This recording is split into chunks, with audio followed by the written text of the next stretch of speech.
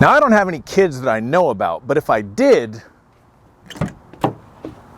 that is where they would be riding. What's up, YouTubers? It's your old buddy Hardworker 12 with you today, and I bought myself a 2011 Ford Crown Victoria Police Interceptor from a police auction, which is something that I've always wanted to do. First of all, I love these cars completely, and second of all, I've always thought it would be very interesting to get one from a police auction just to see what's left in there, what they did or didn't take out, the equipment. The modifications that are done to these cars vary greatly from department to department or for what the vehicle is going to be used for. So today what I'm going to do is I'm going to show you all the police stuff that was left in this car. It's currently basically exactly as I picked it up. I haven't even washed it. The only things I've done is put a new battery in it and make sure that my alley lights work. So let's get started. I'll show you all the police equipment on my police car. So starting at the very front of the vehicle, of course, we have the classic cop push bar here. This particular one is the bodyguard according to the badge that's on it. I have no idea what that means. In all likelihood, I'm probably going to remove this for a couple of reasons. Number one, even though this is obviously a cop car, I didn't necessarily buy it to cosplay as a police officer.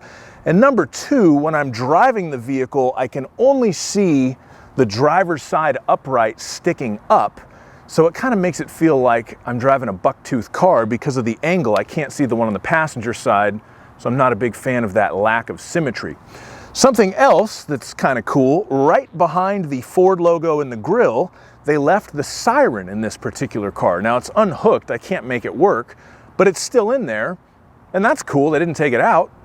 Now we'll take a look under the hood, and like I said, the only thing of note that I've really done to the car was replace the battery. I had to put a brand new battery in it because the one that it had was dead as a doornail. And the other thing that I did at that point is I removed this Priority Start 12-volt Pro Max surge protector that was hooked to the positive terminal of the old battery because it started freaking out and clicking all over the place, and I had brought a jumper box with me to jump start the car, and this thing seemed to be interfering with the jump starting procedure because once I removed it and hooked the positive terminal directly to the old battery, then the jumper box worked, and then I drove it straight to AutoZone and put a new battery in it. But other than that, the oil level looked good, the transmission fluid level looked good, the transmission does not slip, as they had stated in the auction description for the vehicle. So I got very, very lucky on this one, or I'm a genius. I don't know which. Now, when you're buying a used car, if you're going to be smart about it, you have to be willing to compromise a little bit to try to get yourself the best value. But one thing that I was not willing to compromise on when I was buying my Crown Victoria Police Interceptor was the alley lights. My car had to have alley lights, and obviously this one does. This is the only other thing that I did to it. I had to plug the driver's side alley light back in, which wasn't hard. For some reason, they'd unplugged it inside of the car, and I had to replace the bulb on the passenger side alley light. But now I have fully functional alley lights, and I'm as happy as a clam.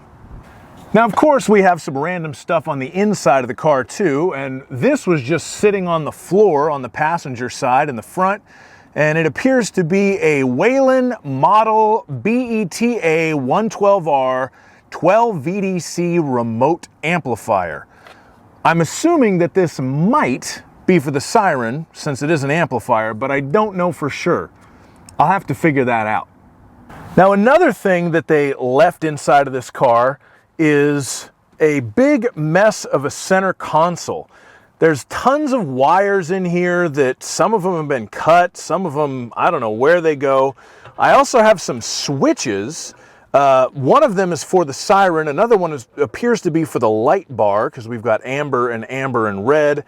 All of the police lights were removed from the vehicle, but the siren's still in there, and potentially the amplifier for the siren is still here. So I may figure out how to hook that back up if possible, strictly for off-highway use. I also have what they call the ticket light here up on the roof, which is just kind of an additional light that's easy to turn on and off. And I have holders behind the seats for long guns, so I could keep a rifle or a shotgun locked up in there. I did not get the keys for that, and even though I do own the appropriate hardware to put in there, I don't really carry guns on me because when I was a little boy, my old man told me, never carry a gun because you might use it. And that's something that I've stuck with my whole life. Something else that I found in the car in the driver's side door pocket is what I believe to be the fuel card that went to this particular vehicle. I'm not sure if it still works. I haven't tried it, and I won't because I'm an honest man, but it's possible that this car might have come with free gas for life, or at least until 2023 when this card expires. And now we come to the back seat. And this, my friends, is a place that you don't want to be. So the back seat of this is fully decked out for perps. I got the small molded seat with the spot in the back of it so that they can lock you in when you've got your hands cuffed behind your back. You've got these little handles so that the officer can very gingerly buckle you into the seatbelt when you're in there cuffed with your hands behind your back. You've got the full cage covering the windows and all that.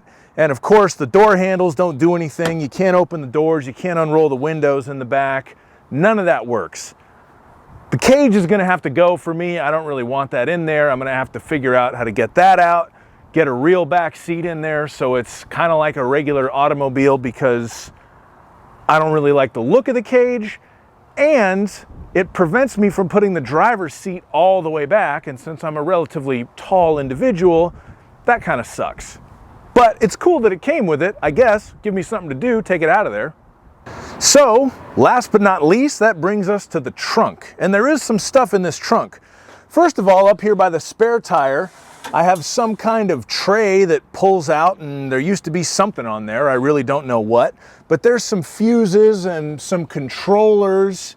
That was the strobe power supply, so it looks like some lighting equipment was controlled by that thing. Probably going to have to pull all that out because I'd like to put a big subwoofer there. And I also have a police trunk pack that goes into the big sort of well, the cargo well, that the Crown Victoria trunk is known for. And in there, they left me a first aid kit, and they left me a bunch of these paper bags that are about the size of regular grocery paper bags, but they are for evidence. So I think I'll take these to Trader Joe's and bag my groceries in them and see what people think about that. So anyway, thank you so much for watching. That's all the extra police stuff that came with my police auction, Crown Victoria. I'm very excited to have this car. I'm going to be doing a bunch of stuff to it to kind of make it more civilianized. I'm going to have it serviced, get it checked out and everything. So if you like my Crown Vic, if you like my channel, please like and subscribe. There'll be more stuff coming with this and other new cars, different cars. I'm Hardworker 12. Thank you so much for watching. Have a wonderful day. Bye-bye.